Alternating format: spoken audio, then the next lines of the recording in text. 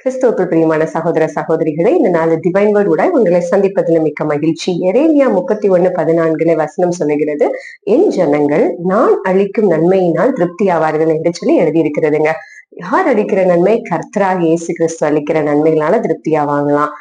வேதத்துல எடுத்துக்கொண்டீங்க அப்படின்னு சொன்னா, சாரிபாத் ஒரு விதவை எடுத்துக்கொண்டீங்க அப்படின்னு சொன்னா, அவள் கையில ஒரு பிடி மாவும் கொஞ்சோண்டு கலசத்துல எண்ணெய்தான் இருந்துச்சுங்க. ஆனா அதை வச்சு கர்த்தர் தான் அவங்கள போஷிச்சாரு. அந்த பஞ்ச நாட்கள் எல்லாத்துலயும் போஷிச்சாரு என்று சொல்லி பார்க்கிறோம்.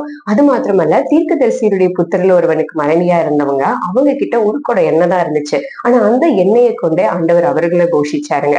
புதிய ஏற்பாட்டுல பாத்தீங்கன்னா, பேதுரு எடுத்துக்கொண்டீங்கன்னா, ராமுழுதும் பிரயாசப்பட்டாங்க, ஒரு மீன் அகப்படல. ஆனா ஆண்டவர் இந்த வலையை இங்க போடுன்னு சொன்னோன்னா அங்க போட்டாங்க. திரளான மீன்கள், அதாவது 2 படகுகள் நிரம்பத்தக்கதான மீன்களை பேதுரு பிடித்தாங்க என்று சொல்லி நம்ம வேதத்துல வாசிக்கிறோங்க. இந்த நாள்ல உங்க கையில ஒண்ணுமே இல்லையா, இல்ல கொஞ்சம் தான் இருக்கா, மனுஷருடைய உதவி வருது அதை நினைக்காதீங்க. இல்ல இன்னொரு யாரோ ஒருடைய ஹெல்ப்பை நோக்கியே நீங்க இருக்கிறீங்களா? வாழ்க்கையில உங்களுடைய பலத்தினால போராடி கொண்டிருக்கிறீங்களா? இன்னைக்கு எதுவுமே இல்லைங்க.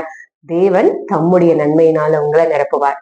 அது இந்த 3 சம்பவத்துல பாத்தீங்கன்னா, எல்லாருக்குள்ளயும் ஒரு கீழ்ப்படுதல் இருந்துச்சு, ஒரு விசுவாசம் இருந்ததுங்க. கீழ்ப்படுதலும் விசுவாசமும் உங்களுக்குள்ள இருக்கு அப்படின்னா, நீங்க இயேசுவின் ஜனம்தான் என்று சொல்லி நீங்க நம்புனீங்க அப்படின்னா, அவர் அளிக்கிற நன்மையினால உங்களை திருப்தியாக்குவார். அது குறைந்து போகாது, நிறைவுள்ளதா இருக்கும். என் ஜனங்கள் நான் அளிக்கும் நன்மையினால் திருப்தியாவார்கள். கர்த்தர் உங்களை ஆசீர்வதிப்பார். God bless you.